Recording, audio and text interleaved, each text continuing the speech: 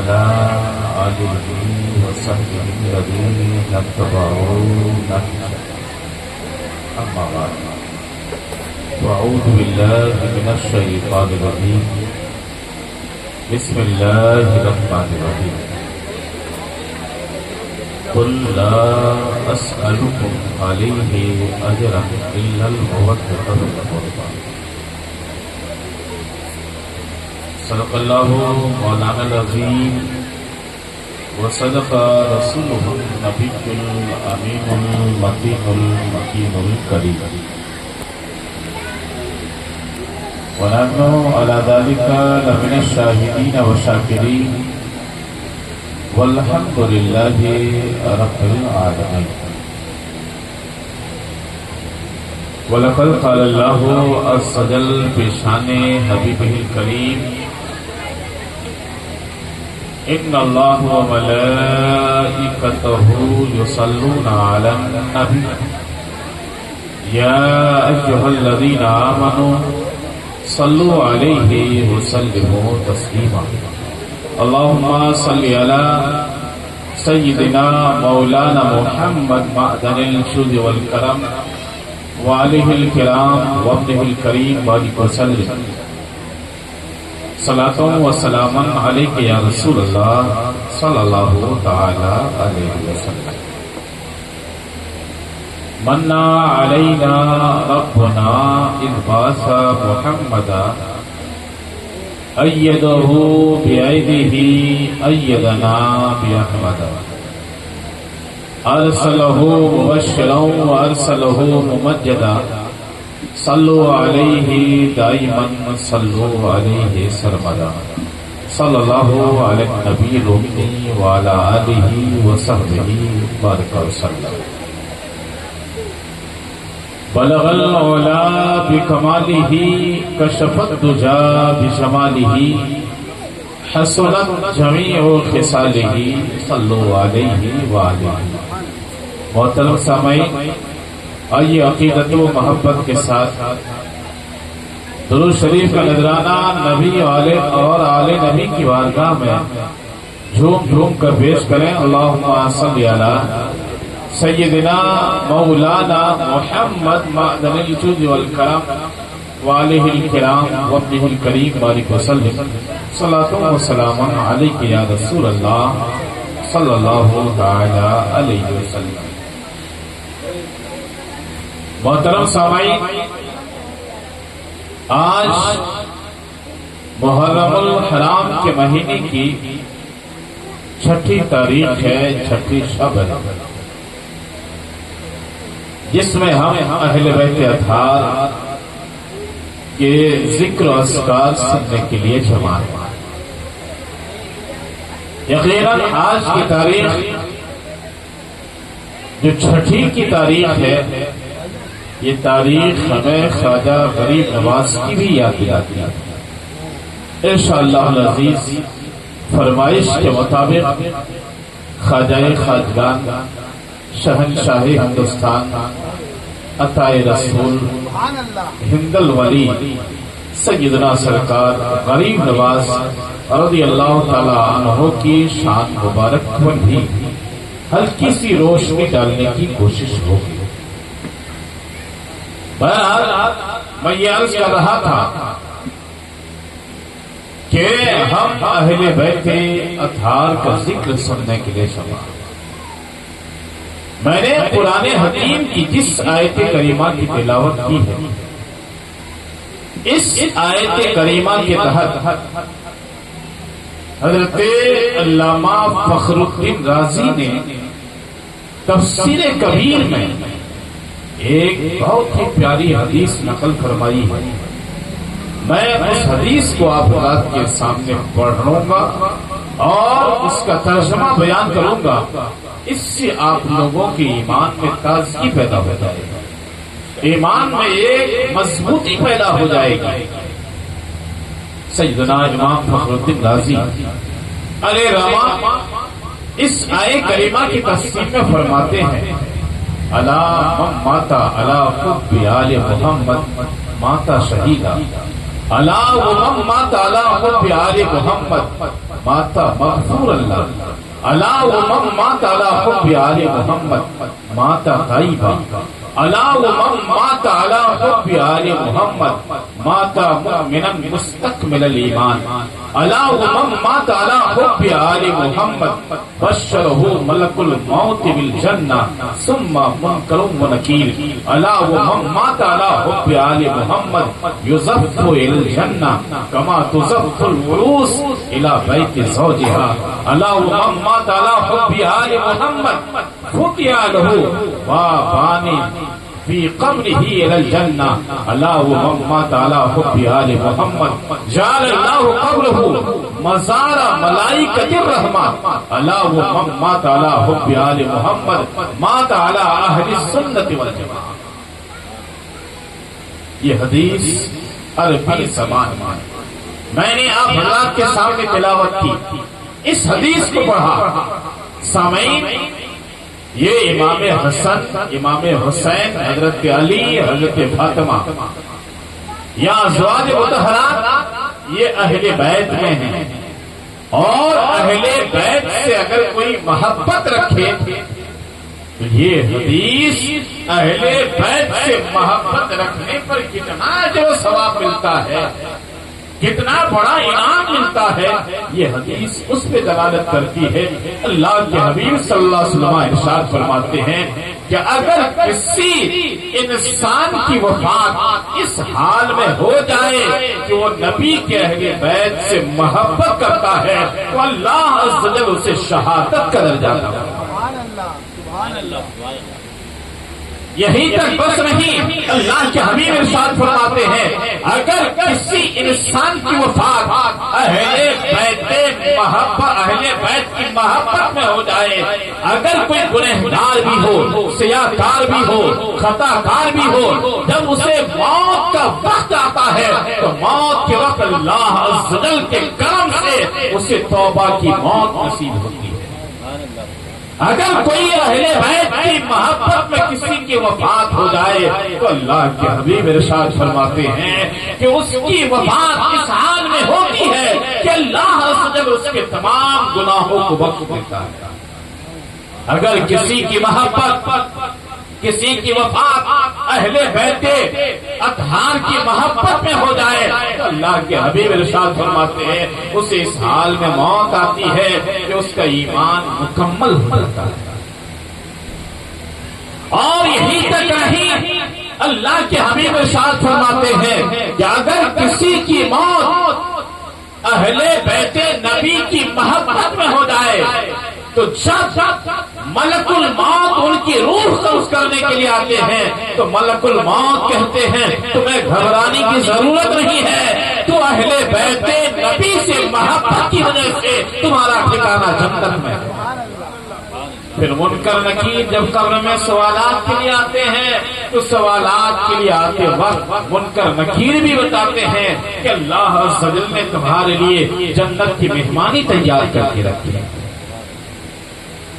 اور آگے اللہ کے حبیب ارشاد فرماتے ہیں کہ اگر کسی کی موت اہل بیت نبی کی محبت میں ہو جائے، نبی کی اہل بیت کی محبت میں اگر کسی کو وفات آ جائے تو اللہ کے حبیب صلی اللہ تعالی وسلم ارشاد فرماتے ہیں کہ اس شخص کو جنت میں اس طرح سے لے جایا جاتا ہے جس طرح سے نئی نویلی دلہن کو اس کے شوہر کے گھر میں لے کے جایا جاتا ہے۔ اور ارشاد فرماتے ہیں کہ اگر کسی کی وفات اس حال میں ہو جائے کہ وہ اللہ کے حبیب کے اہل بیت کے گھر والوں سے محبت کرتا ہے تو اللہ عز و جل اپنے فضل و کرم سے اس کی قبر میں 2 دروازے کھول دیتا ہے جو دونوں دروازے جنت تک جاتے ہیں۔ اہل بیت نبی کی محبت میں اگر کسی کو موت آ جائے، کسی کی وفات ہو جائے تو اللہ کے حبیب ارشاد فرماتے ہیں اللہ عز و جل اس کی قبر کو مزار بنا دیتا ہے، جہاں پہ انسان آئے یا نہ آئے، لیکن اللہ کے رحمت کے فرشتے صبح بھی اس کی قبر کی زیارت کے لیے آتے ہیں، شام میں بھی اس کی قبر کی زیارت کے لیے آتے ہیں۔ اسی طرح اللہ کے حبیب ارشاد فرماتے ہیں اگر کسی کی موت اہل بیت نبی کی محبت میں ہو جائے تو اس کی وفات اہل سنت و جماعت کے مطابق ہوتی ہے۔ آپ سوچیں، حدیث کی کلمات میں غور کریں، نبی کے اہل بیت سے محبت کرنے کا کتنا بڑا انعام، لیکن وہیں پر اگر نبی کے اہل بیت سے محبت نہ ہو، بغض ہو، عداوت ہو، دشمنی ہو، نبی کی آل سے جلن ہو، تو اللہ کے حبیب نے ارشاد فرمایا الا ومن مات علی حب الا ومن مات وهو مبغض لآل محمد، اگر کسی کی وفات اس حال میں ہو جائے کہ وہ اہل بیت نبی سے دشمنی رکھتا ہے تو جاء یوم القیامہ مکتوبا بین عینیہ عائشہ رحمت اللہ، تو جب میدان محشر میں قیامت کے دن وہ باہر آئے گا، وہ چلے گا تو اس کی پیشانی پہ لکھا ہوگا یہ شخص چونکہ نبی کی آل سے دشمنی رکھتا تھا اس لیے اللہ کی رحمت سے یہ مایوس ہو چکا ہے۔ اور اللہ کے حبیب نے ارشاد فرمایا اگر کوئی اہل بیت نبی کی عداوت میں، دشمنی میں کسی کو موت آ جائے تو وہ اس حال میں آئے گا کہ اس کی پیشانی میں کافر لکھا ہوا ہوگا۔ اور اللہ کے حبیب نے ارشاد فرمایا اگر کوئی اہل بیت نبی سے دشمنی رکھے، اسی دشمنی کی حالت میں اس کی وفات ہو جائے، اسے انتقال آ جائے، اس کی موت آ جائے، تو اللہ کے حبیب ارشاد فرماتے ہیں لم یشم رائحۃ الجنہ، اس شخص کا جنت میں جانا تو دور، وہ جنت کی خوشبو بھی نہیں پائے گا۔ سامعین، رب کریم ہم سب کو توفیق بخشے کہ ہم نبی کی آل سے، نبی کی اولاد سے، نبی کے خاندان والوں سے، نبی کے ازواج و مطہرات سے بے پناہ محبت رکھیں، بے پناہ الفت و محبت رکھیں۔ سامعین، کافی اختصار کے ساتھ گزروں گا۔ میں نے بتایا تھا یہ 5 تن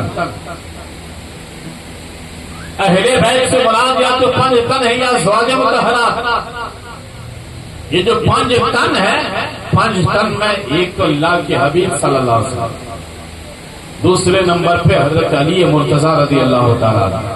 حضرت علی مرتضیٰ رضی اللہ تعالیٰ عنہ کے تعلق سے مختصر سا بیان آپ حضرات کی گوشت گزار کر چکا ہوں۔ آج میں جو 5 تن میں جو تیسرے نمبر پہ ہے حضرت فاطمہ زہرا رضی اللہ تعالیٰ عنہ، آج میں ان کی حالات، ان کی زندگی کی کچھ چیزوں پر روشنی ڈالنے کی کوشش کروں گا، اور آج کی بات میں کافی اہم بتانے والا ہوں جو عام طور پر آپ لوگ مقرروں کی تقریروں میں نہیں سنتے ہوں گے، بلکہ ہم میں سے بہت سارے لوگ یہاں پہ ہیں جنہوں نے اس طرح کی باتیں شاید آج تک سنی ہی نہیں ہوگی۔ اور بالخصوص میں اپنی ماں بہنوں سے گزارش کروں گا کہ آج آپ لوگ غور سے سنیں، آج آپ لوگوں کے لیے بھی کچھ قیمتی باتیں میں بیان کرنے کی کوشش کروں گا۔ سیدنا فاطمہ زہرا رضی اللہ تعالیٰ عنہ، آپ کا نام فاطمہ ہے، لقب خاتون جنت، سیدہ ہے، جنتی عورتوں کی سردار ہے، یہ سب آپ کے القابات ہیں۔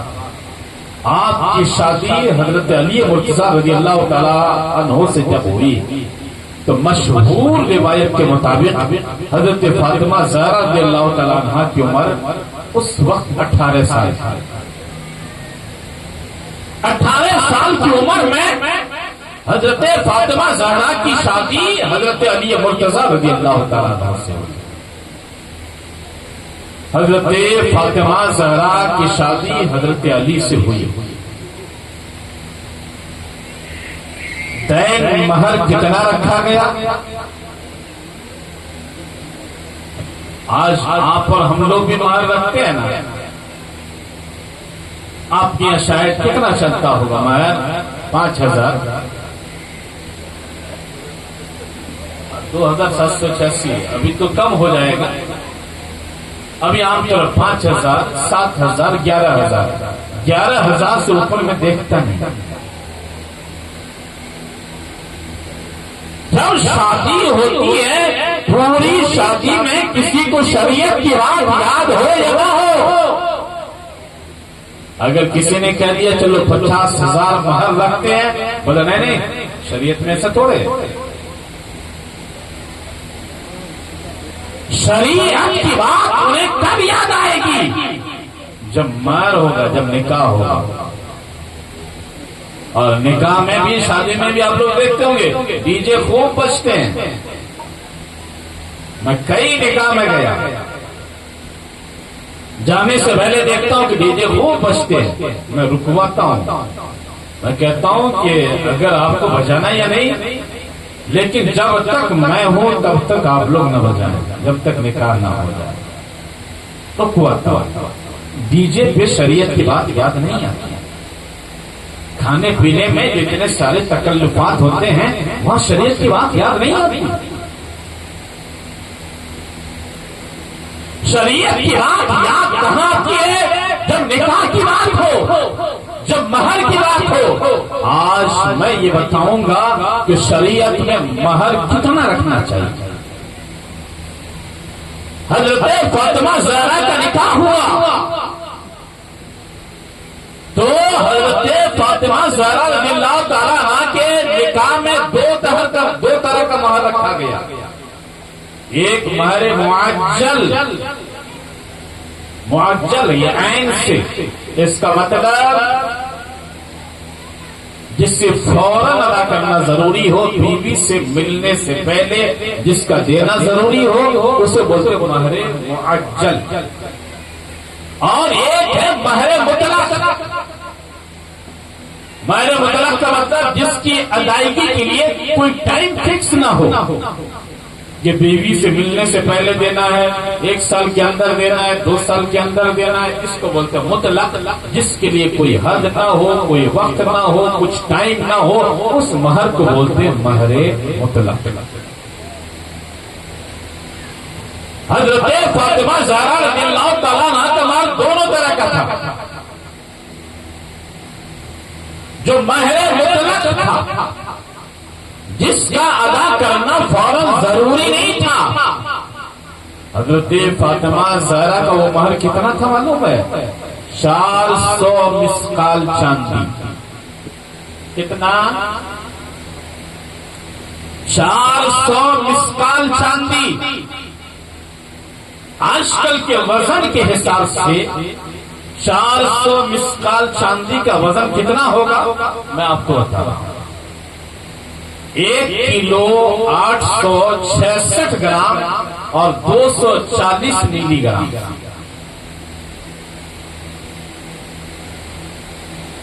کتنا؟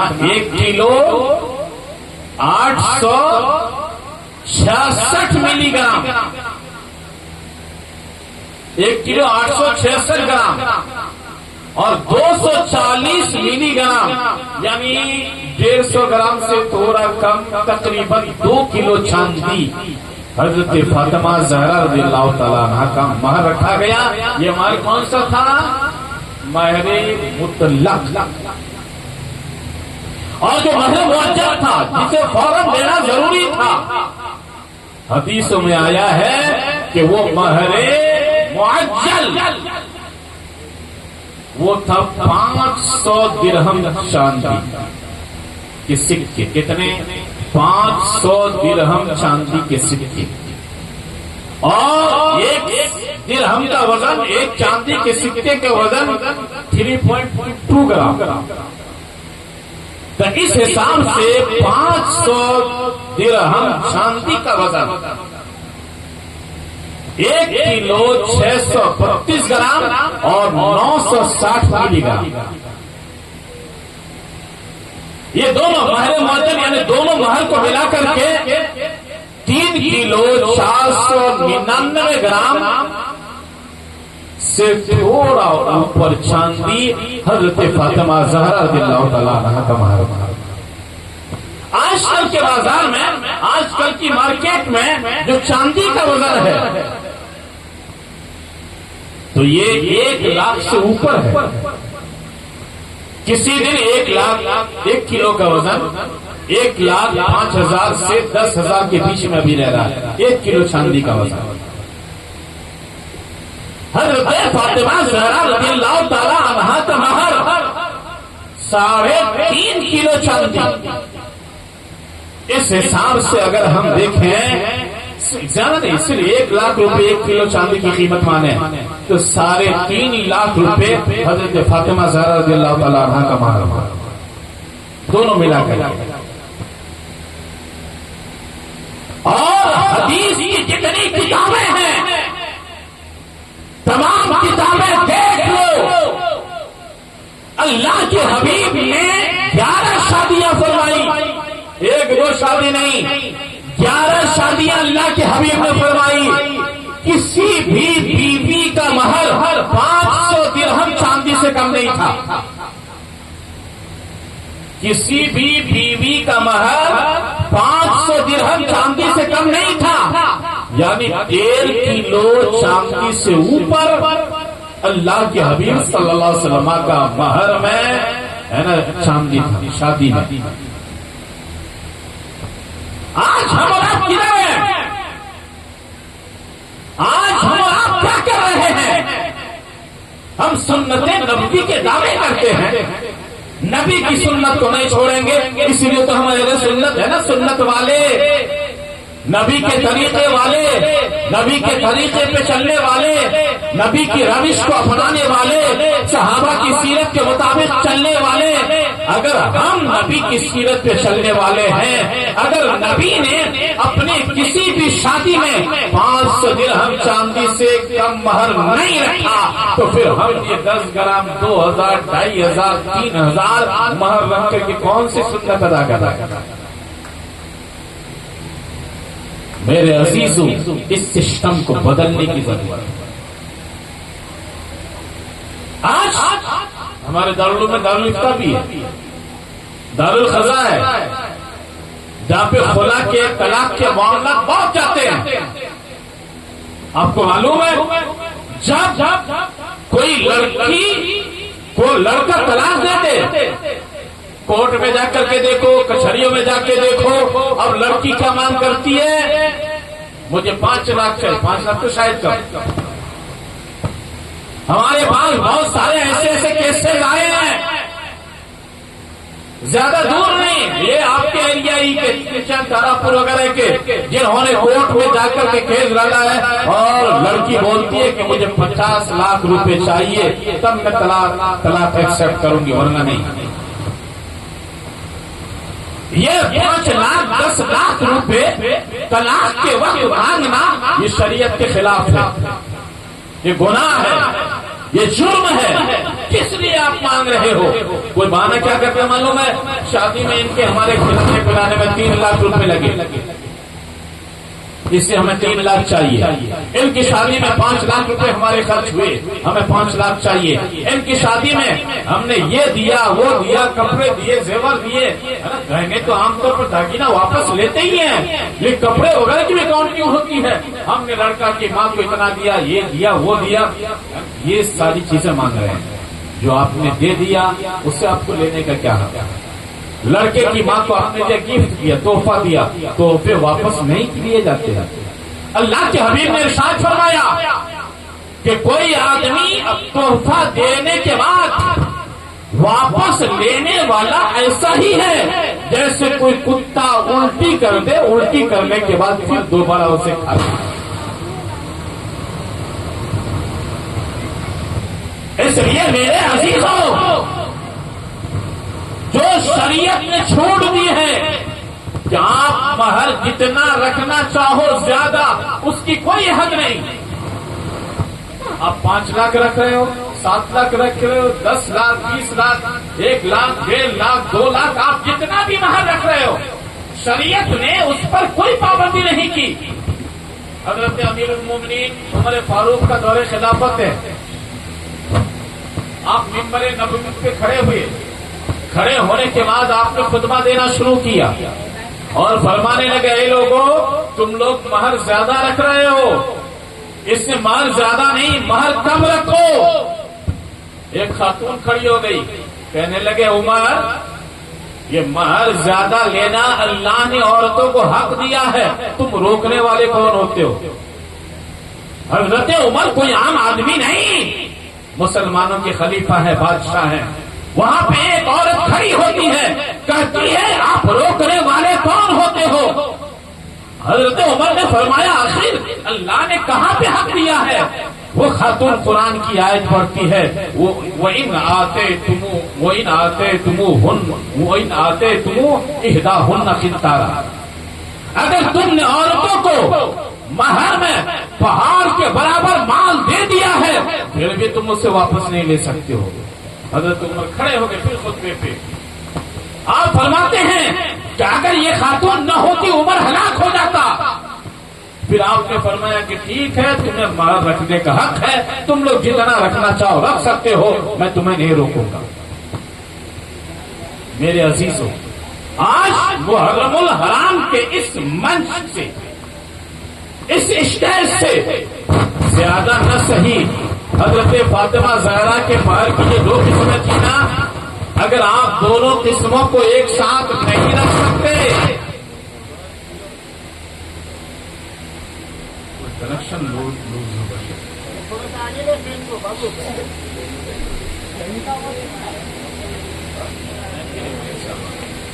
درود پاک پر اللہم صلی علی سیدنا مولانا محمد معدن الجود والکرم وآلہ الکرام وابنہ الکریم بارک وسلم. صلاۃ و سلاما علیک یا رسول اللہ، صلاۃ و سلاما علیک یا حبیب اللہ. محترم سامعین،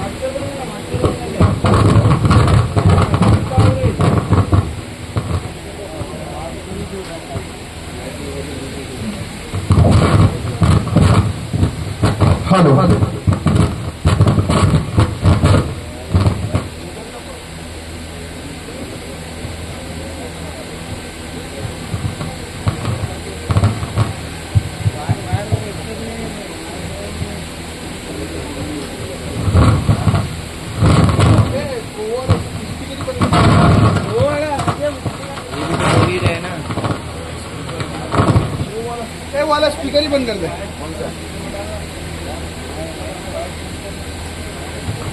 hello hello hello hello hello hello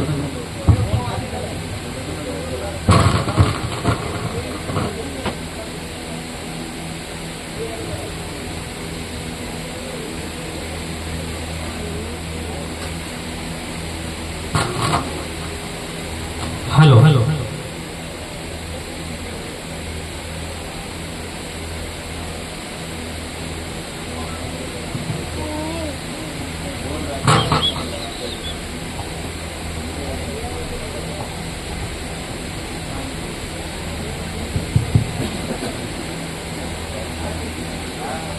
محترم سامعین، آئیے بلند آواز سے درود شریف پڑھیں. اللہم صلی علی سیدنا مولانا محمد معدن الجود والکرم وآلہ الکرام وابنہ الکریم بارک وسلم. صلاۃ و سلاما علیک یا رسول اللہ صلی اللہ علیہ وسلم. محترم سامعین، میں یہ عرض کر رہا تھا کہ حضرت فاطمہ زہرا رضی اللہ تعالی عنہا کے مہر کی 2 قسمیں تھیں. اگر آپ دونوں قسمیں ایک ساتھ رکھ نہ سکو تو کم از کم ایک قسم رکھو، یعنی چاہے 1 کلو 600 گرام یا 1 کلو 800 گرام کے آس پاس مہر میں اگر آپ روپے رکھتے ہو تو اگر خدا نہ خواستہ طلاق ہو جاتی ہے، خدا نہ خواستہ میاں بیوی کو الگ ہونا پڑتا ہے، تو مہر کا لینے کا حق شریعت نے عورت کو دیا ہے. آپ اس وقت شوہر سے زبردستی دے سکتے ہو، شوہر نہ دے تو اب وہ گنہگار، لیکن مہر نہ رکھ کر کے جب طلاق ہو جائے، خلا ہو جائے، اس وقت زیادہ مانگنا آپ نے پہلی غلطی یہ کی. شریعت نے آپ کو حق دیا تھا مہر رکھنے کا، آپ نے رکھا نہیں. دوسری غلطی یہ کر رہے ہیں کہ اب آپ لے نہیں سکتے، لینا اب ناجائز ہے، اور پھر بھی آپ مرد سے، اس کے گھر والوں سے زبردستی لاکھوں کی رقم لے رہے ہیں. شریعت اس کی اجازت ہرگز نہیں دیتی ہے. پہلا سامعین، میں یاد کر رہا تھا کہ حضرت فاطمہ زہرا رضی اللہ تعالیٰ عنہا کا مہر اتنا تھا، اور یہ مہر باپ حق نہیں، یہ مہر لڑکی کے بھائی کا حق نہیں، یہ مہر لڑکی کی ماں کا حق نہیں، یہ مہر کس کا حق ہے؟ لڑکی کا حق ہے۔ اگر لڑکی کا باپ 10,000 پہ بولے کہ 10,000 مہر رکھ دو، لڑکی بولے کہ مجھے 10,000 منظور نہیں، تو لڑکی یہ کہہ سکتی ہے کیونکہ یہ مہر رکھنا زیادہ یا کم یہ عورت کا حق ہے، عورت کے گھر والوں کا حق نہیں ہے۔ اس لیے جو بھی ہماری ماں ہیں، بہنیں ہیں، انہیں شریعت میں مکمل چھوٹ دی ہے کہ آپ مہر کی جتنی رقم رکھنا چاہو یہ آپ کی مرضی ہے، آپ اپنی ڈیمانڈ رکھ سکتی ہو، آپ بول سکتی ہو کہ مجھے مہر میں اتنی رقم چاہیے۔ سامعین، حضرت فاطمہ زہرا رضی اللہ تعالیٰ عنہا کی شادی ہوئی، اللہ کے حبیب صلی اللہ تعالی علیہ وسلم نے انہیں جہیز کے نام پر، حقیقت میں وہ جہیز تھا بھی نہیں۔ آج کل ہم اور آپ مہر اگر رکھنے کی بات ہوتی ہے نا تو لوگ کیا کہتے ہیں، اے لڑکا اتنا مالدار نہیں ہے، لڑکے کے گھر کی حالت ٹھیک نہیں ہے، لڑکا ایسا ہے، لڑکا ویسا ہے۔ آپ کو معلوم ہے جب حضرت علی کی شادی ہوئی تھی اس وقت حضرت علی کی مالی حالت کیا تھی؟ حضرت علی کے پاس رہنے کے لیے گھر بھی نہیں تھا، اور حضرت علی کے پاس مہر کی رقم دینے کے لیے روپے بھی نہیں تھے۔ خیبر میں حضرت علی کو جو زرہ ملی تھی، جو سپاہی لوگ لوہے کی ٹوپی، لوہے کا لباس جو پہنتے، جو ملا تھا اس زرہ کو حضرت علی نے بیچ کر کے تب جا کر کے حضرت فاطمہ زہرا رضی اللہ تعالیٰ عنہا کا مہر ادا کیا۔ تو ایسا نہیں کہ حضرت علی اس وقت بہت مالدار تھے، مالدار نہیں تھے، ان کے پاس رہنے کے لیے گھر بھی نہیں تھا۔ جب تک شادی نہیں ہوئی تھی ادھر ادھر رہ رہے تھے، اب شادی کے بعد گھر کی ضرورت پیش آئی تو دوسرے صحابی نے اپنا گھر دے دیا کہ اے علی آپ میرے گھر میں رہو۔ حضرت علی کی یہ حالت تھی۔ میرے عزیزوں، حضرت علی اور حضرت فاطمہ کی شادی ہوئی، اللہ کے حبیب نے ایک چارپائی دی، ایک گدا دیا، گدے میں اندر روئی نہیں بلکہ کھجور کی چھالیں، کھجور کی پتیاں تھیں۔ اللہ کے حبیب نے پانی کا ایک شاگل، پانی کا ایک مشق کیا، 2 چرخیاں دی، وہ آٹا پیسنے والی، اور مٹی کا 2 گھڑا، مٹی کا 2 مٹکا اللہ کے حبیب صلی اللہ علیہ وسلم نے اپنی بیٹی کے گھر ان چیزوں کو بھیجا۔ آپ سوچو تو صحیح، آج ہم جہیز کے نام پر کیا نہیں کر رہے ہیں؟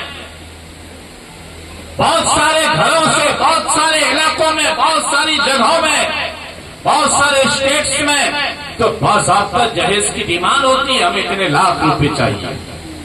شریعت مطہرہ میں جہیز مانگنا حرام ہے، جہیز دینا یہ سنت بھی نہیں، کیونکہ اللہ کے حبیب نے جو یہ سامان دیا تھا نا، حضرت علی نے جو اپنی زرہ بیچ کر کے اپنا مہر ادا کیا تھا، اللہ کے حبیب صلی اللہ علیہ وسلم نے انہی درہموں سے یہ سامان خرید کر کے اپنی بیٹی کے گھر تحفہ بھیجا۔ اس لیے شادیوں کو مہنگی مت کرو، شادیوں میں تکلفات سے باز رہو، کیونکہ ہماری مہنگی شادیوں ہی کی وجہ سے ہماری بہت ساری بیٹیاں، ہماری بہت ساری بہنیں اب تک ان کی شادیاں نہیں ہوئی ہیں اور ان کی شادیوں کی عمر بیتتی جا رہی ہے۔ اس لیے میرے عزیزوں، اپنے حالات کو دیکھو، اپنے آپ کو دیکھو، اپنے معاشرے کو دیکھو۔ انہی حالات کی وجہ سے جب ہماری بچیوں کے رشتے اپنے مسلمانوں سے نہیں ہو پاتے ہیں تو ہماری بچیاں غیر مسلموں کے ساتھ بھاگ رہی ہیں۔ یہ آپ کے کوئی سری میں جو ایک چھوٹا سا علاقہ ہے، ہر سال نہ جانے کتنی لڑکیاں غیروں کے ساتھ بھاگ رہی ہیں۔ ابھی پچھلے 1 سال کی بات ہے، پورے بوئیسر نہیں، صرف اودھ نگر سے 4 مسلمان لڑکیاں غیروں کے ساتھ بھاگ گئی۔ اس کا ذمہ دار کون؟ وہی لوگ ہیں شادیوں میں اتنے تکلفات کرتے ہیں کہ غریب بیچارہ اپنی بیٹی کی شادی دلانے کے لیے ترستا ہے. وہ سوچتا ہے کہ میں اتنی مہنگائی میں، اتنی کم کمائی میں اپنی بیٹی کی شادی کس طرح سے دلاؤں گا. بیٹی کی عمر کٹتی جاتی ہے. جب بیٹی کو کوئی سچی راہ، جائز راستہ دکھائی نہیں دیتا ہے تو وہ بیٹی غلط طریقہ اختیار کرتی ہے اور کسی اور کے ساتھ بھاگنے پہ مجبور ہو جاتی ہے. اس سے میرے عزیزوں، حضرت فاطمہ زہرا کا واسطہ، حضرت علی مرتضیٰ کا واسطہ، نبی کی سیرت کا واسطہ، شہدائے کربلا کا واسطہ. اب آپ اپنی شادیوں کو مہنگی مت بناؤ. اللہ کے حبیب نے ارشاد فرمایا سب سے بہتر نکاح وہی ہے جس کے اخراجات سب سے کم. اس لیے ابتدائی اسلام میں شادی میں اتنے تکلفات نہیں ہو رہے تھے. عام طور پر نکاح مسجدوں کے اندر ہوا کرتا تھا. وہیں سے لڑکیاں اپنے شوہر کے گھر چلی جاتی تھی. بہت ساری شادیوں میں تو باراتیوں میں، یعنی جو لوگ لڑکا کے ساتھ آتے تھے ان کے لیے کھانے پینے کا بھی انتظام نہیں ہوتا تھا. بس وہی چند سہارے جو نکاح کے وقت، نکاح خانی کے وقت جو تقسیم کیے جاتے تھے وہی چند سہارے ہوتے تھے. اس طرح سے ہماری شادیاں ہوا کرتی تھی. آج کل ہماری شادیاں سامعین یہ مت سمجھنا کہ حضرت فاطمہ زہرا، حضرت علی مرتضیٰ کے درجات کچھ کم ہیں. اللہ کے حبیب صلی اللہ تعالی علیہ وسلم نے ایک موقع میں ارشاد فرمایا فاطمہ بضعۃ منی فمن اغضبها فقد اغضبنی، وفي روایت من ارابها فقد ارابنی ومن آذاها فقد آذانی. اللہ کے حبیب صلی اللہ علیہ وسلم ارشاد فرماتے ہیں اے لوگوں، فاطمہ میرے جگر کا ٹکڑا ہے. جس نے فاطمہ کو تکلیف دی اس نے مجھے تکلیف دی. جو فاطمہ کو رنج پہنچائے گا وہ مجھے رنج پہنچائے گا. اور ایک حدیث میں ہے اللہ کے حبیب نے ارشاد فرمایا فاطمہ سیدۃ نساء اہل الجنہ، فاطمہ جنتی عورتوں کی سردار ہے. اللہ کے حبیب نے اور ایک حدیث میں ارشاد فرمایا، جب اللہ کے حبیب نے ارشاد فرمایا تھا اے میری بیٹی میں اسی بیماری میں اللہ کو پیارا ہونے والا ہوں، اس دنیا کو چھوڑ کر جانے والا ہوں، میں اپنے رب سے ملنے والا ہوں، تو حضرت فاطمہ زہرا نے رونا شروع کر دیا تھا. بعض روایت میں آیا ہے جب حضرت فاطمہ زہرا نے رونا شروع کر دیا تو اللہ کے حبیب نے اپنے بیٹی کو خاموش کرنے کے لیے، اپنی شہزادی کی تکلیف کو دور کرنے کے لیے اللہ کے حبیب نے ارشاد فرمایا تھا یا بنیا الا ترضینا ان تکون سیدۃ نساء اہل الجنہ قالت یا ابت فأین مریم. اللہ کے حبیب صلی اللہ علیہ وسلم ارشاد فرماتے ہیں اے میری بیٹی فاطمہ، کیا تو اس بات سے راضی نہیں کہ تو جنتی عورتوں کی سردار بن جائے؟ وہ حضرت فاطمہ زہرا اللہ کے حبیب کی بارگاہ میں عرض کرتی ہیں یا رسول اللہ، یا حبیب اللہ، اگر میں جنتی عورتوں کی سردار بن جاؤں، اگر میں دنیا کی عورتوں کی سردار بن جاؤں تو حضرت مریم کا کیا حال ہوگا؟ ان کے بارے میں بھی تو رب نے ارشاد فرمایا ہے وہ دنیا کی عورتوں کی سردار ہے. تو اللہ کے حبیب ارشاد فرماتے ہیں دل کا سیدۃ نساء عالمہا، یعنی ہے میری بیٹی فاطمہ یقیناً حضرت مریم عورتوں کی سردار تھی، لیکن وہ پوری دنیا کی عورتوں کی سردار نہیں بلکہ وہ اپنے زمانے کی عورتوں کی سردار تھی. لیکن اے میری بیٹی فاطمہ تو اپنے زمانے کی نہیں بلکہ جب سے دنیا بنی ہے، جب تک یہ دنیا رہے گی، اس دنیا میں جتنی عورتیں آئیں، جتنی آئیں گی، جتنی ہے، اے میری بیٹی فاطمہ تو ان سب عورتوں کی سردار ہے. حضرت فاطمہ زہرا رضی اللہ تعالی عنہا کے دل کو کسی طرح سے تسکین ہوئی. سامعین یہی تک حدیثیں نہیں، حضرت ابو ایوب انصاری کی بارگاہ میں چلے. حضرت ابو ایوب انصاری فرماتے ہیں جب میدان محشر قائم ہوگا سب لوگ میدان محشر میں جمع ہوں گے. آپ کو معلوم ہے کہ جب میدان محشر میں ہم اور آپ اٹھائے جائیں گے ہماری جسموں پہ کپڑے ہوں گے؟ نہیں، کسی کے جسم پہ کپڑے نہیں ہوں گے، ہر ایک ننگا ہوگا. جس طرح سے ایک بچہ یا بچی ماں کے پیٹ سے غیر کپڑے کے باہر آتا ہے، اسی طرح سے لوگ اپنی اپنی قبروں سے باہر جائیں گے اور میدان محشر میں جمع ہوں گے. حضرت فاطمہ زہرا رضی اللہ تعالیٰ عنہا جب ان کے پل صراط سے گزرنے کا وقت آئے گا اس وقت غیب سے آواز آئے آئے گی، کوئی آواز دینے والا یہ کہہ رہا ہوگا یا اہل الجمع نکسوا رؤوسکم وغضوا ابصارکم، اے میدان محشر کے لوگوں، اے میدان محشر میں جتنے مرد ہو، جتنی عورتیں ہو، سب کے سب سن لو، تم لوگ اپنے سروں کو جھکا لو، اپنی آنکھیں بند کر لو، فإن فاطمہ بنت محمد تمر، کیونکہ فاطمہ بنت محمد حضرت فاطمہ زہرا رضی اللہ تعالیٰ عنہا ابھی میدان محشر سے گزرنے والی ہے، ابھی پولیس راز سے گزرنے والی ہے۔ روایت میں آیا ہے کہ جتنے میدان محشر میں لوگ ہوں گے سب کے سب اپنے سروں کو جھکا لیں گے، اور حضرت فاطمہ زہرا رضی اللہ تعالیٰ عنہا اس وقت جنتی حوروں کے ساتھ بجلی کی رفتار کی طرح پولیس راز سے گزر کے چلی جائیں گی۔ وہ حضرت فاطمہ، اللہ کے حبیب نے ایک موقع پہ ارشاد فرمایا ان ابنتی فاطمہ حور آدمیہ لم تحد ولم تسمس، اے لوگو میری بیٹی فاطمہ یہ انسانی حور ہے جسے نہ تو منتھلی پیریڈ میں خون آتا ہے اور نہ ہی بچہ کی پیدائش کے بعد خون آتا ہے۔ آپ کو معلوم ہے اگر کسی عورت کو اولاد نہ ہو ڈاکٹر کے پاس جائے تو ڈاکٹر سب سے پہلے یہی پوچھتا ہے کہ ان کے منتھلی پیریڈز کا کیا حال ہے۔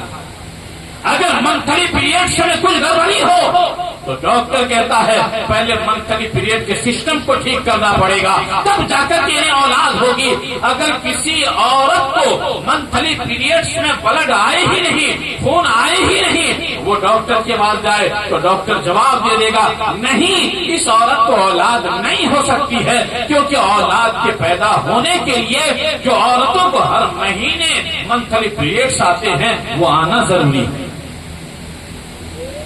حضرت فاطمہ زہرا جب سے پیدا ہوئی، جوان ہوئی، وفات تک جتنے بھی بچے پیدا ہوئے، بچوں کی پیدائش کے بعد بھی بلڈ باہر نہیں آیا، خون نہیں نکلا۔ ہر عورت کو بچے کی پیدائش کے لیے منتھلی سسٹم میں ایک ٹائم پہ اسے منتھلی بلڈنگ آنا ضروری ہے، خون کا آنا ضروری ہے، لیکن حضرت فاطمہ زہرا کو منتھلی پیریڈ میں خون نہیں آتا تھا، لیکن اس کے باوجود انہیں اولاد پیدا ہوئی۔ اس لیے ہمارے علماء فرماتے ہیں، اس لیے ہمارے شارحین حدیث فرماتے ہیں، اس لیے ہمارے اہل علم نے کہا اے لوگوں یہ حضرت فاطمہ زہرا کی کرامت ہے کہ اگر کسی عورت کو بلڈ نہ آئے ان کی اولاد نہیں ہو سکتی ہے۔ اللہ عز و جل نے اپنے محبوب کی بیٹی کو وہ رتبہ دیا تھا کہ بلڈنگ نہ بھی آئے پھر بھی ان کی اولاد یقیناً ہوگی۔ یہ حضرت فاطمہ زہرا کا کمال، یہ حضرت فاطمہ زہرا کی کرامت ہے۔ آپ سوچو تو صحیح، وہ حضرت فاطمہ زہرا جن کے اتنے فضائل، جن کے اتنے کمالات، وہ حضرت فاطمہ زہرا کی جب شادی ہو رہی ہے اللہ کے حبیب نے چکی دی آٹا پیسنے کے لیے، حضرت فاطمہ زہرا اپنے گھر میں جھاڑو لگاتی ہے، گھر میں اپنے کپڑے دھو رہی ہیں، گھریلو کام کاج کر رہی ہیں۔ حضرت فاطمہ زہرا رضی اللہ تعالیٰ عنہ گھر میں جھاڑو لگا رہی ہیں۔ حضرت فاطمہ زہرا رضی اللہ تعالیٰ عنہ اپنے ہاتھوں سے آٹا پیس کر کے روٹیاں بنا رہی ہیں۔ حضرت فاطمہ زہرا رضی اللہ تعالیٰ عنہ وہ کنویں سے پانی نکال رہی ہیں، مسلسل کام کرنے کی وجہ سے حضرت فاطمہ زہرا کے ہاتھ میں چھالے پڑ گئے۔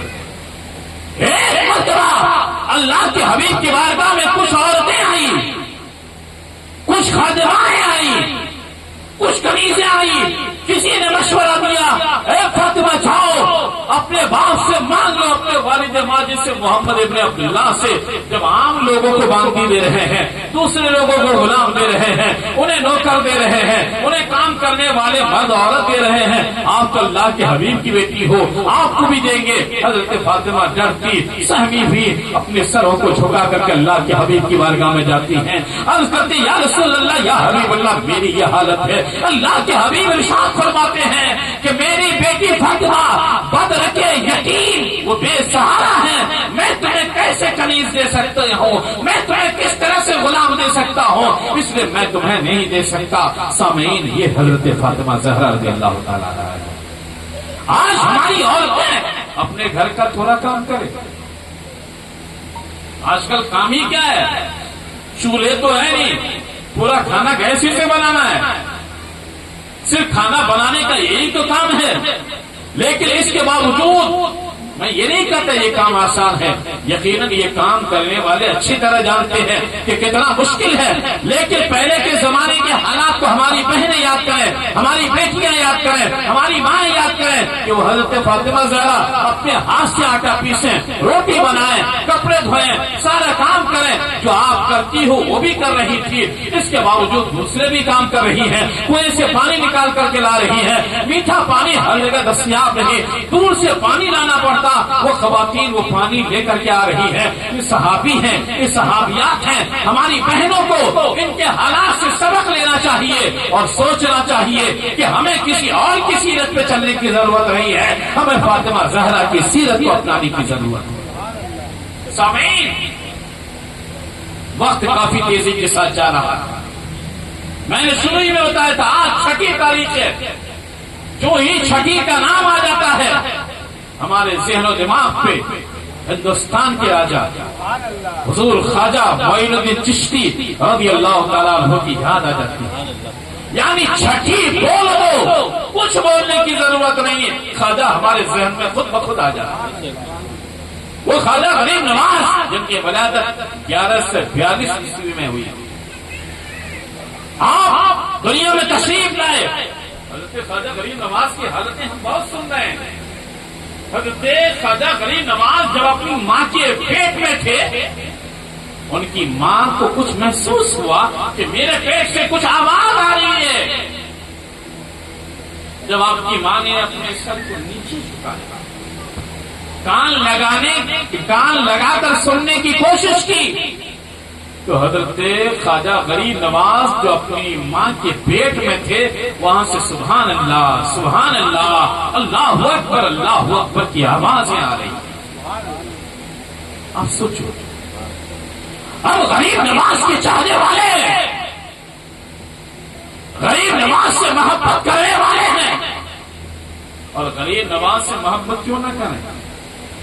ایک شاعر نے کہا ہے نا، غریب آئے ہیں تیرے در پہ غریب نواز، کر دو غریب نوازی میرے غریب نواز، تمہاری ذات سے میرا بڑا تعلق ہے، تمہاری ذات سے میرا بڑا تعلق ہے، میں بڑا غریب اور تم بڑے غریب نواز۔ وہ غریب نواز جو ان کے در پہ جائے، جو مرادیں لے کر کے جائے، تمام مرادیں مکمل ہو رہی ہیں۔ ہم اس غریب نواز کے چاہنے والے ہیں۔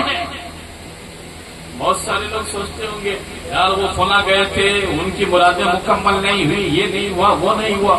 میں آپ کو بتاؤں، عالمگیر اورنگزیب بادشاہ، انہیں کون نہیں جانتا، خواجہ غریب نواز کے روزے کی زیارت کے لیے آئے، دیکھا ایک نابینا شخص دعائیں کر رہا ہے، غریب نواز مجھے آنکھیں دے دے، غریب نواز مجھے دیکھنے کی طاقت دے دے۔ وہ انداز شخص غریب نواز کی بارگاہ میں دعائیں کر رہا ہے۔ بادشاہ پہنچے، کہنے لگے کتنے سال سے دعائیں کر رہے ہو؟ اس نے 2 سال یا اس سے زیادہ مدت بتائی۔ اتنی لمبی مدت سے دعائیں کر رہا ہوں لیکن میری دعائیں قبول نہیں ہو رہی ہیں۔ بادشاہ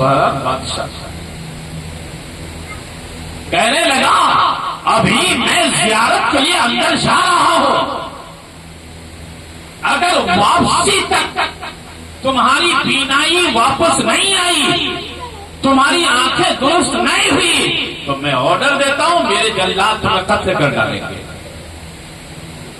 وہ نابینا شخص جو ہی سنا سام گیا، غریب نواز سے دعائیں کرنے لگا۔ غریب نواز پہلے آنکھیں نہیں تھی، اب جان ہی جانے والی ہے۔ غریب نواز اب تو کرم کر دو، اب تو میری دعائیں قبول کر لو، اب تو میری التجائیں قبول کر لو، اب تو میری مرادیں پوری کر دو۔ غریب نواز اب تو میری بینائی واپس کر دو۔ سیدنا غریب نواز رضی اللہ تعالیٰ عنہ کی بارگاہ سے فاتحہ پڑھ کے جب بادشاہ واپس آتا ہے، کیا دیکھتا ہے؟ جو نابینا کئی سالوں سے دعائیں کر رہا تھا، اس کی دعائیں قبول نہیں ہو رہی تھی، وہ نابینا کی آنکھیں واپس آ چکی تھی، وہ نابینا دیکھ رہا ہے۔ لوگوں نے بادشاہ سے پوچھا، بادشاہ وقت کیا وجہ ہے کہ اتنے سال تک دعائیں کرتا رہا، بینائی واپس نہیں آئی؟ آج آپ نے کہا کہ نہیں ہوا تو قتل کر ڈالوں گا، فوراً بینائی واپس، اس کی کیا وجہ ہے؟ بادشاہ کہنے لگا معاملہ یہ تھا، یہ پہلے سے دعائیں کر رہا تھا، دل سے دعائیں نہیں کر رہا تھا، آج جو ہی میں نے اسے جان کی دھمکی دے دی، اب یہ دل سے دعائیں کرنے لگا، گڑ گڑانے لگا۔ تو دعائیں اسی وقت قبول ہوتی ہے جب ہم دل سے دعائیں کریں گے، ہماری نیتیں صاف ہوگی، ہمارے اندر اخلاص ہوگا، ہمارے اندر للہیت ہوگی۔ میرے عزیزوں، غریب نواز کل بھی دے رہے تھے، آج بھی دے رہے ہیں اور قیامت تک دیتے رہیں گے، لیکن مانگنے کا ڈھنگ چاہیے، مانگنے کا طریقہ چاہیے، مانگنے کا انداز چاہیے، مانگنے کا سلیقہ چاہیے، ہماری نیت اچھی ہونی چاہیے، اب یقیناً غریب نواز ہماری دعائیں قبول کرے۔ میں یہ عرض کر رہا تھا، ہم اس غریب نواز کے مانگنے والے ہیں جو غریب نواز اپنی ماں کے پیٹ میں تھے لیکن اللہ کا ذکر کر رہے تھے۔ اللہ اللہ اللہ، یہ تو ذکر اللہ ہی ہے نا، یہ اللہ کا ذکر ہی ہے نا۔ ہم غریب نواز کے چاہنے والے ہیں۔ آج ذرا ایمانداری کے ساتھ بتانا، آپ تنہائی میں، اکیلے میں، آپ کی زندگی میں کتنا وقت آیا ہوگا جب آپ اللہ اللہ کر رہے ہوں گے؟ ہم میں سے بہت سارے ایسے لوگ ہوں گے جو زندگی کی 40 سال کی بہاریں دیکھ چکے، 50 سال کی عمر کو پہنچ چکے، 60 سال کی عمر کو پہنچ چکے، لیکن انہیں تنہائی میں ٹھہر کر کے، تنہائی میں بیٹھ کر کے کبھی یہ توفیق نہیں ہوئی کہ ایک مرتبہ اللہ اللہ، 100 مرتبہ اللہ اللہ کا۔ میرے عزیزوں، اگر غریب نواز کے چاہنے والے ہو، غریب نواز کی سیرت اپنانے کی ضرورت ہے۔ سیدنا غریب نواز رضی اللہ تعالیٰ عنہ کے بارے میں روایت میں آیا ہے کہ آپ 24 گھنٹے میں 2 مرتبہ پورے قرآن کی تلاوت کرتے تھے۔ کتنی بار؟ یعنی سورہ فاتحہ سے لے کر کے الحمدللہ رب العالمین سے لے کر کے سورہ والناس تک 24 گھنٹے میں 2 مرتبہ پورا قرآن پڑھتے تھے۔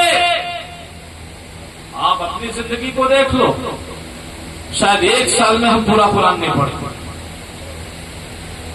ماں باپ کی وفات کی تاریخ آتی ہے، امام کو بولتے ہیں کہ بھائی ہمارے یہاں 10 بچے لے کے آنا، 15 بچے لے کے آنا، مدرسے میں فون کرتے ہیں، یقیناً آپ کرو، وہ مہمانان رسول ہیں، جس گھر میں چلے جائیں اس گھر میں برکتیں نازل ہوتی ہیں، اس گھر میں بے پناہ خیر و برکت کا نزول ہوتا ہے۔ میں یہ نہیں کہتا انہیں بلاؤ، یقیناً بلاؤ، لیکن اپنے ماں باپ کے لیے خود بھی تو قرآن پڑھا کرو، اپنے ماں باپ کے لیے خود بھی تو قرآن کی تلاوت کیا کرو۔ ہم اور آپ واٹس ایپ میں، سوشل میڈیا میں، فیس بک میں، انسٹاگرام میں، نہ جانے موبائل میں، ایک موبائل کو ہاتھ میں رکھ کر کے 2 گھنٹے، 3 گھنٹے، 4 گھنٹے، 24 گھنٹے میں خرچ کر دیتے ہیں۔ کرتے کہ نہیں؟ سب لوگ یہاں جتنے بھی ہیں، میں صرف آپ کی بات نہیں کرتا، جن کے پاس بھی موبائل ہیں ان کی زندگی میں 24 گھنٹے میں 2-3 گھنٹے یہ موبائل لیتا ہے۔ سونے کے لیے جائے گا تو سونے کے بعد آدھا گھنٹہ 1 گھنٹہ تک اپنا موبائل دیکھتا ہے، اٹھے گا تو سب سے پہلے اپنے ہاتھ میں موبائل لے گا اور سوچے گا کوئی میسج تو نہیں آیا، کسی نے کوئی میسج تو نہیں کیا، دیکھتا آدھا گھنٹہ ادھر نکل جاتا ہے۔ ٹرین میں بیٹھا یہاں سے ممبئی جا رہا ہو، یقیناً سیٹ اگر مل گئی، اگر ملے سیٹ یا نہ ملے، آدمی کھڑے ہو کر کے جب کوئی آگے سے بھی دھکا مارتا ہے، پیچھے سے بھی دھکا مارتا ہے، لوگوں کے کانوں میں بلوٹوتھ رکھتے ہیں، موبائل لگا رہتا ہے، چھوڑتے نہیں۔ تو یہ موبائل ہماری زندگی کا اتنا اہم بات ہو چکا ہے کہ ہم نے 24 گھنٹے میں سے 2-3 گھنٹے اگر دیتے ہیں، کوئی پوچھے بھائی موبائل چلاتا ہے؟ زیادہ نہیں چلاتا ہوں۔ میرے عزیزوں، جتنا آپ موبائل کو وقت دیتے ہو اس سے آدھا ٹائم آپ قرآن کو دے دو نا، قرآن کی تلاوت کرو نا۔ سونے کے لیے جاتے ہو، آپ 1 گھنٹہ موبائل دیکھتے ہو تو پہلے 10 منٹ موبائل میں قرآن ڈاؤن لوڈ کر کے کم سے کم 10 منٹ پہلے قرآن تو پڑھ لو، قرآن کی آیتوں کو پڑھ لو، اپنے بچوں کو تو پڑھاؤ۔ میرے عزیزوں، ماحول اس طرح سے بنے گا۔ آپ غریب نواز کے چاہنے والے ہیں، اگر غریب نواز 24 گھنٹے میں 2 مرتبہ پورے قرآن کی تلاوت کرتے ہیں تو ہم ایک پارا کر کے ہر دن کیوں نہیں پڑھ سکتے؟ اس لیے آپ تحیہ کر لو، ایک ایک پارہ کر کے ہمیں ضرور تلاوت کرنی ہے۔ وہ سرکار غریب نماز عشاء کے وضو سے فجر کی نماز پڑھیں، اور ہماری نماز ہی نہیں، وہ رات بھر سوئے نہیں، ہم رات بھر نماز ہی نہ پڑھے۔ میرے عزیزو، ہم غریب نماز کے نام پر اپنی جان کی قربانی دیں، لیکن غریب نماز کی سیرت میں تو اپنا۔ غریب نماز جب ہندوستان کی سرزمین پہ آئے، تلوار لے کے نہیں آئے تھے، تیر بھالے لے کے نہیں آئے تھے، لشکروں سے با کے ساتھ نہیں آئے تھے، فقیرانہ لباس میں آئے، اور ہندوستانیوں کے سامنے، ہندوستان میں رہنے والے غیر مسلموں کے سامنے تلوار دکھایا نہیں، نیزے بھالے نہیں دکھائے، انہوں نے عملی طور پر مذہب اسلام کو پیش کیا۔ اس لیے غریب نواز کے ہاتھ میں جہاں پہ ہزاروں لاکھوں مسلمان ہوئے، ایک روایت کے مطابق ایک دن میں غریب نواز کے ہاتھ پہ 90,000 غیر مسلم مسلمان۔ اب سوچو، وہ تلوار لے کے نہیں آئے تھے۔ لوگ کہتے ہیں مسلمان شدت پسند ہوتے ہیں، ان کے مزاج میں سختی ہوتی ہے، اسلام تلوار کے زوروں سے پھیلا نہیں، اسلام تلوار کے زوروں سے نہیں پھیلا ہے، اسلام تو اخلاق سے پھیلا ہے، اسلام تو کردار سے پھیلا ہے، اسلام تو کیریکٹر سے پھیلا ہے، اسلام تو ہم مسلمانوں اور یہ کرام کے تصور سے پھیلا ہے، ان کے فقیرانہ چال سے پھیلا ہے، ان کے درویشانہ رفتار سے اسلام پھیلا ہے۔ آج ہم کیسے مسلمان ہیں؟ کسی اچھی سوسائٹی میں ہم فلیٹ لینا چاہیں، ہمیں دینے کے لیے کوئی تیار نہیں۔ اچھی بلڈنگ میں ہم جا کر کے فلیٹ خریدنا چاہیں، نہیں، یہ مسلمان کو نہیں دیں گے۔ آج سے نہیں، برسوں سے یہ سسٹم چل رہا ہے۔ حالانکہ ہے نا، آپ کسی آبادی میں چلے جاؤ، کیمپ پہ چلے جاؤ، گندگی زیادہ ہو تو بولتے ہیں کون سی آبادی ہے؟ بولے کہ یہ مسلمان لوگ یہاں پہ رہتے ہیں۔ حالانکہ اسلام نے کہا النظافۃ نصف الایمان، اس صاف ستھرا رہنا یہ آدھا ایمان ہے۔ ہم اپنے معاشرے میں، ہم گلیوں میں، سڑکوں میں گندگی پھیلائیں، اس کا مطلب ہم نے آدھا ایمان ختم کر دیا۔ میرے عزیزوں، مسلمان بنو، غریب نواز جیسے کریکٹر پیش کرو، غریب نواز کی زندگی کو اپنی زندگی میں ڈھالنے کی کوشش کرو۔ غریب نواز نے جو عملی زندگی ہمارے سامنے پیش کیا ہے اس کے مطابق چلو گے تو جس طرح سے غریب نواز کو دیکھ کر کے لوگ مسلمان ہوئے ہیں، اس طرح ہمیں بھی دیکھ کر کے مسلمان ہوئے۔ لیکن ہم بھی سچے مسلمان نہیں، ہم بھی پکے مسلمان نہیں، تو پھر ہمارا حال کیا ہوگا؟ غریب نواز رحمت اللہ تعالی علیہ کی جو وفات ہوتی ہے، ان کی پیشانی پہ لکھا ہوتا ہے ہذا حبیب اللہ ماتا فی حب اللہ، یہ اللہ کا محبوب ہے جو اللہ کی محبت میں ان کی وفات ہوئی، یہ اللہ کے محبوب ہے۔ ہم آپ یہ کہہ سکتے ہیں کہ ہم اللہ سے محبت کرتے ہیں، لیکن یہ نہیں کہہ سکتے کہ اللہ ہم سے محبت کرتا ہے۔ لیکن غریب نواز کی ذات وہ بابرکت ذات ہے، ان کی وفات کے بعد ان کی پیشانی پہ لکھا ہوتا ہے ہذا حبیب اللہ، یہ اللہ کا محبوب ہے، اللہ اس سے محبت کرتا ہے۔ تو اس غریب نواز کی ہم یاد مناتے ہیں۔ یقیناً آپ ہر مہینے کی 6 تاریخ کو غریب نواز کی یادیں مناؤ۔ رب کریم کی بارگاہ میں دعا ہے پروردگار عالم آپ اور ہم سب کو نیک اعمال کی توفیق بخشے، غریب نواز کی سیرت کو اپنانے کی توفیق بخشے۔ وآخر دعوانا الحمدللہ رب العالمین۔ السلام علیکم ورحمۃ اللہ تعالی وبرکاتہ۔ السلام